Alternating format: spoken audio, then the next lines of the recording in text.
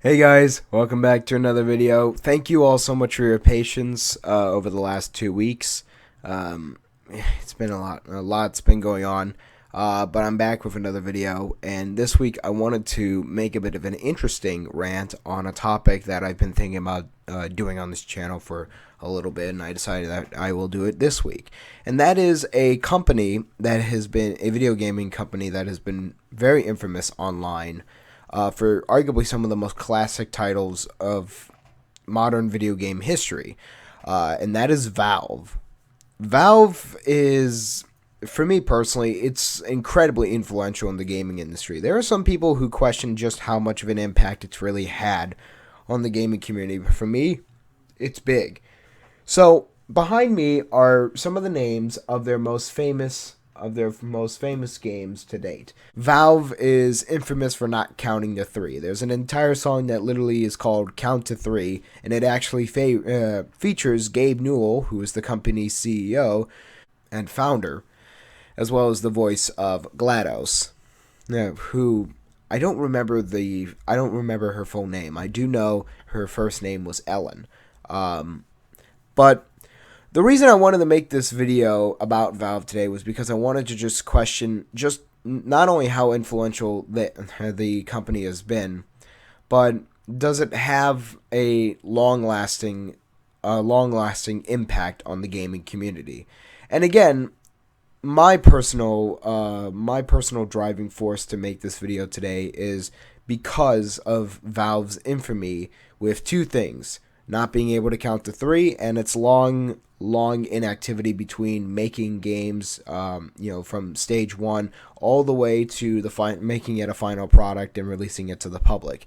They're more known nowadays for making updates or, again, having new packages for already existing games, with Team Fortress 2 being one of their biggest examples of that. So, I just want to answer a few questions today, or not a few, but the big question in the form of a handful of side questions as to just how influential Valve is as a video gaming company. Let's get started. So let's answer the question: is Valve influential? Let's start off with the yes category. So first things first, I'm not going in order of where all these bullet points are because I kind of want to make my own explanation for each bullet point. The first one for me is that they make few flop games. So flop games is a term I personally use to describe games that don't do well at all.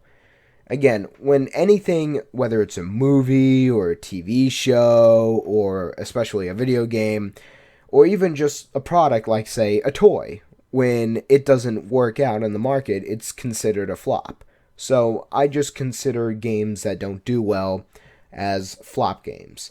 There are many flop games that have been coming out in recent years by big video gaming companies. Microsoft has had a few flop games in the past few years. Ubisoft has just not been doing well at all. Activision is only focused on Call of Duty, and every single one of their past few games has been a complete flop at best. It's it's a very interesting time we live in the video game industry. But has Valve released any flop games?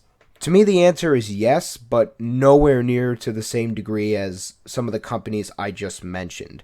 If anything, every single company, regardless of how small or big or even medium sized, no matter how big or small they are, you're bound to release a game that doesn't really do well as, say, another title. Or maybe you don't have all that much of a successful video gaming company. Again, the market, especially in terms of video games, is really unpredictable in my opinion, because there can be a very novel concept that ends up just not working out in practice. In theory, it's a great idea for a video game, but in practice, it completely flops and it almost becomes legendary for how bad it did flop. One of the most key examples of that is Fallout 76. So to me, they don't really release that many flop games, meaning that they care about one thing above all else, and that is, in my opinion, quality over quantity. With the aforementioned Microsoft and Ubisoft and also Activision in the past few years, you have seen them care more about quality than sorry, no, not quality, excuse me, quantity over quality. EA is by far a huge example. EA is a big example, especially when it comes to their sports franchises.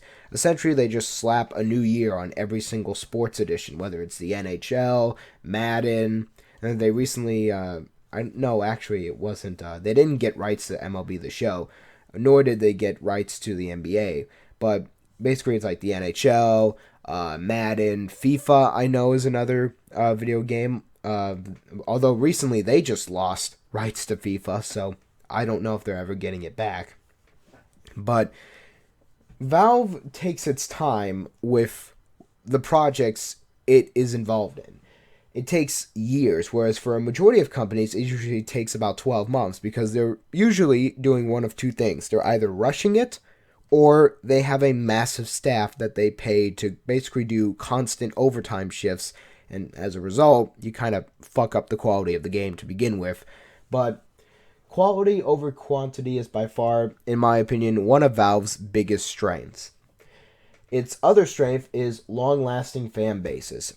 With some of the biggest games Valve has created, like Half-Life, franchises like Half-Life, Portal, and Team Fortress, you have seen some of the most dedicated and I remember like in the early 2010s when Source Filmmaker was heavily associated with Team Fortress 2, and it still is, and yes, it is one of my bullet points, but I remember when Half-Life animations were all the rage back in the early 2010s, alongside many people playing Portal 2 and being so shocked by some of the twists and turns of the game. Valve was killing it.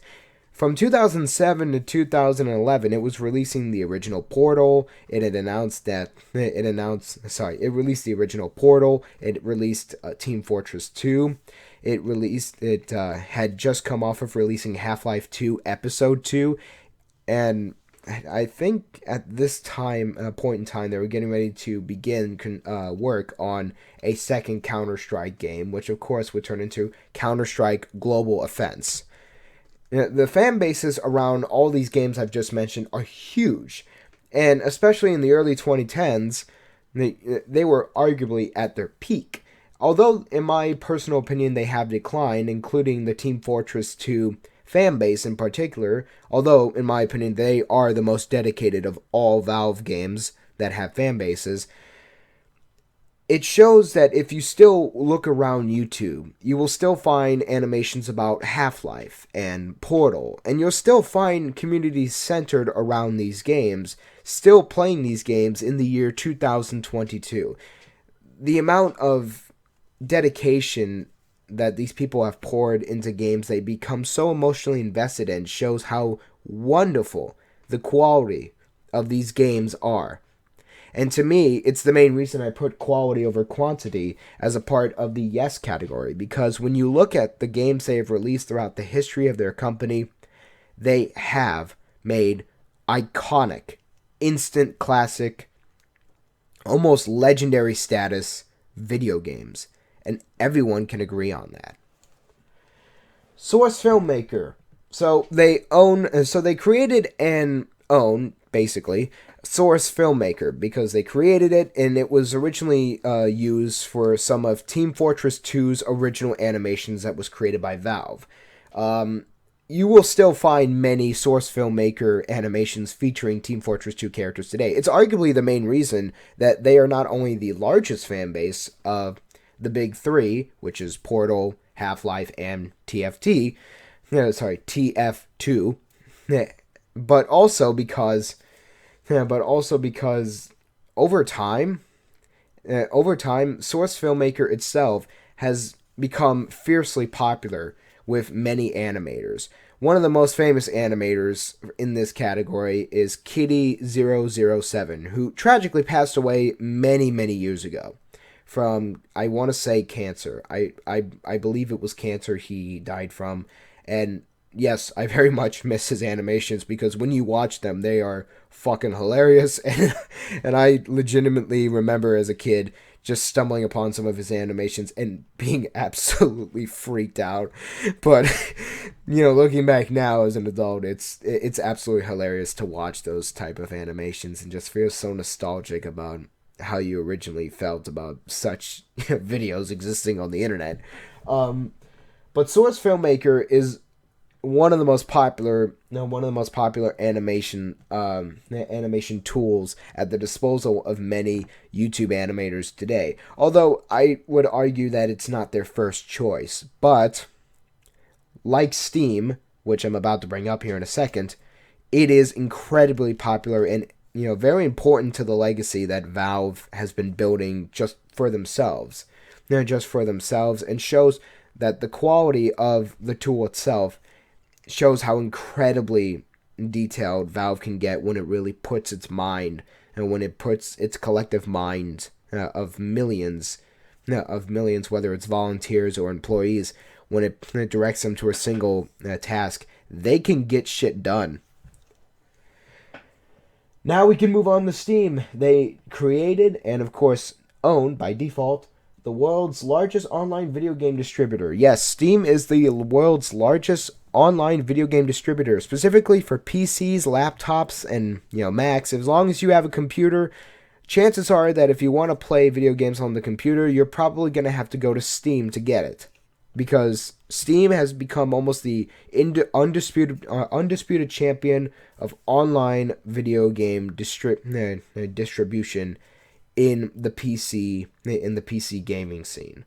For me, I think the fact that Valve has created not only a successful animation software, but also has successfully created a successful online video game distributor as massive as Steam shows that, yes, they are influential and they have left a lasting legacy on video gaming in the world.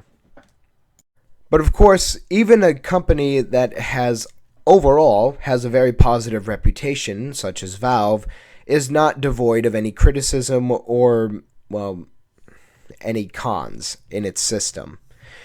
There is an argument to be made that although Valve has definitely changed the face of video gaming as a whole, the problem is that over time it has begun to lose its influence. So some people would say no. It began a bit of a revolution in the video gaming industry, but it never truly lived up to its full potential once they really started getting going. I apologize for those who can't see these bullet points very well. I'm reading them out to you, so don't worry. So in the no category, the first bullet point, constant project delays. How many times have we heard in the media that Valve is beginning a new project, a new exciting video game project? Half-Life 3 was one of the most famous video game projects they never even finished. But it all started by saying they were beginning the process in 2012, and by late 2014 it was announced that Half-Life 3 had been canceled. But not every single project that has been delayed ended up getting canceled. Others were legitimately delayed and eventually did see the light of day in the public eye.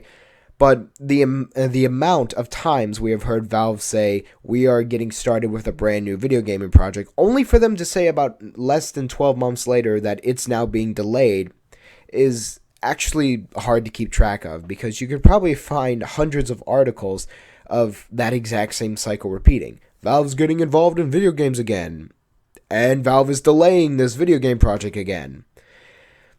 And that brings me to my second point, multiple cancellations. There is actually an estimate by one article that they cancel between 6 to nearly a dozen, like 1, 2, a dozen, at the maximum, of video game projects.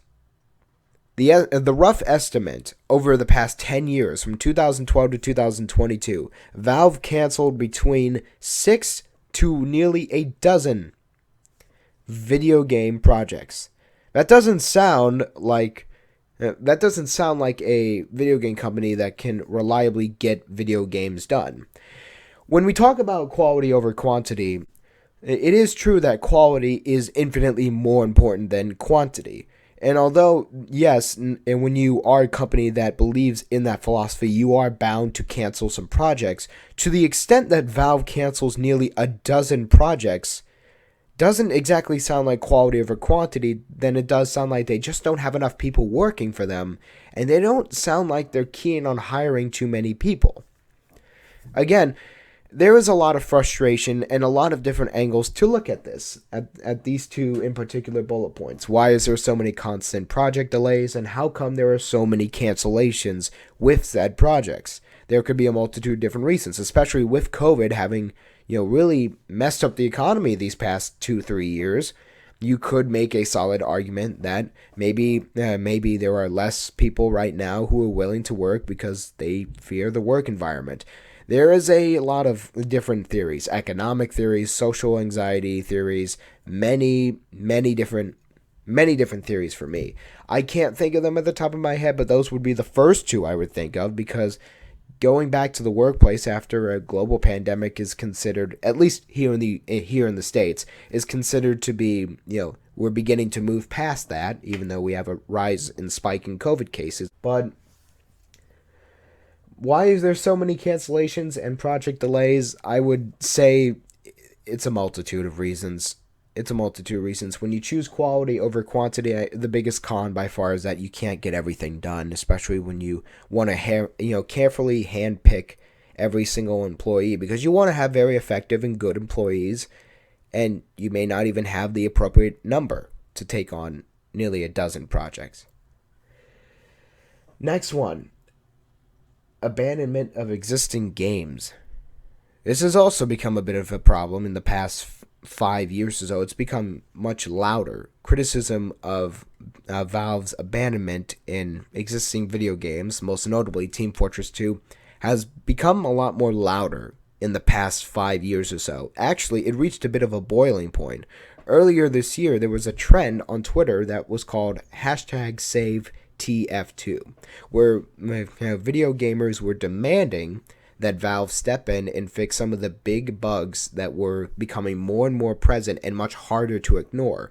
More specifically, I think it was like you could literally just add an infinite amount of Nextbots or dumb bots, or essentially you could clone multiple different TF2 characters, and it was, again, I don't know the exact reason, because unfortunately I haven't had as much time to look into the drama, but I will leave a video by Moist Critical in the description below. He explains everything. The dude should be a news reporter, because he is on top of everything that I talk about. But fans have become concerned about just if Valve cares about the current games that are already under their belt, about making them better and making them stronger. Right now, according to many of those critics, the answer is no. Valve is not interested in making sure that their existing games are better and stronger for future generations. Instead, they are more, content to sit there and just allow their video game titles to slowly rot away, to the point where no one wants to play them anymore because they're not that fun to play. I personally am on the side of the critics, because when I did hear about the #SaveTF2 hashtag that was trending on Twitter that day, I had read like at least 50 or so tweets of people airing their grievances. And although I myself haven't played Team Fortress 2 in a good while, it is sad to see how many people genuinely believe it's an unplayable game today, because Valve is refusing to help out, refusing to fix the bugs of the game. But that also culminates in the final bullet point, a lack of transparency. Perhaps one of the leading factors of that original protest was the fact that Valve had said very little.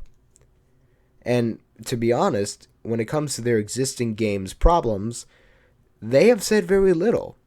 Although it is true that actually, when you come to think about it, it's not just the fact that they haven't addressed many of the bugs that currently exist in their current existing games. It's the fact they haven't said much about anything. It took me multiple different sources to find out that Valve was currently in the process of making at least what they hoped would be 5 new titles by the end of the decade. Like it took me like 4 separate articles to find out that that was exactly what Gabe Newell has in mind for their current future. Valve has been interesting regarding just its transparency, because for every article you'll find that says, yes, Valve is interested in making games, you will find another that says Valve is interested in currently, fixing Team Fortress 2 or other games that currently exist under their belt. You'll find another one that says Valve currently is discussing its future, leaning on the idea of making new games. It's hard to find out. It's hard to pinpoint exactly what Valve is currently wanting to do, but based on the sources I did look through, it appears that Valve is dedicated to fixing Team Fortress 2 and starting new video game projects, which is good. As a matter of fact, they recently released Half-Life Alyx in 2020. So it turns out prior to releasing that Half-Life, the Half-Life Alyx game, their last game, according to IGN, was Dota 2. Now, I could be wrong, because I also saw another article from The Verge saying that their last game was prior to Half-Life Alyx was actually released in 2016. It was called The Lab, but this is the confusing part about just trying to pinpoint exactly where Valve is right now. You will get it's like a magic 8-ball. Realistically, finding out what Valve's up to right now is almost like shaking a magic 8-ball. Every time you shake the ball, you will get a different answer from the internet. You really will. Some will say they are working on video games. Some will say they're working on, fixing the bugs of their current video games. Others will say they're just sitting there twiddling their thumbs. But the lack of transparency, not just with fans, but also with the media, because they keep giving different answers, is a legitimate problem. They need to stick with a message. They need to pick a message and just stick with it. Because, this has arguably been one of the hardest topics for me to research, because I am sick and tired of having, either confirmed or unconfirmed reports about what Valve is just currently doing at the moment. I mean, again, even the last video game they released, it depends on the source you ask. The Verge claims it was The Lab from 2016. IGN claimed it was Dota 2 from 2013. And more recently, GameSpot.com claims it was Half-Life Alyx from 2020. But it's losing its influence because of its lack of transparency. The main argument for this bullet point for me is that it lacks, but by lacking transparency, it begins to see its influence and its once mighty power on the video gaming industry slip away. That magical faucet logo guy with faucet behind his back. Behind his head logo, that iconic guy, the magic behind that image slowly goes away with just not saying anything, and even when you do, it's essentially, again, the equivalent of shaking a magic 8-ball. You give the reporters different answers every time they ask the same questions. So, for me, I would say Valve, overall though, I would say Valve has been very influential in the video gaming industry, but all 4 of these bullet points and what they stand for should definitely concern a lot of us, because if Valve really wants to keep their influence on the video gaming industry, it is best to start addressing some of these issues and really start cracking down on these 4 big issues that people like myself and millions of others have. Because if they don't, they are going to not only lose their influence in the video game industry, they're probably never coming back. They will become the video game version of Blockbuster. Yes, I said it. They will become the video game version of Blockbuster. And the main reason anybody remembers them were because of the days that once were. Hopefully, if they do address any of these issues, they will finally be able to count to 3. Thank you guys so much for watching. I will see you all next Saturday. I love you all. Have a great week, and I will see you next Saturday for the next video.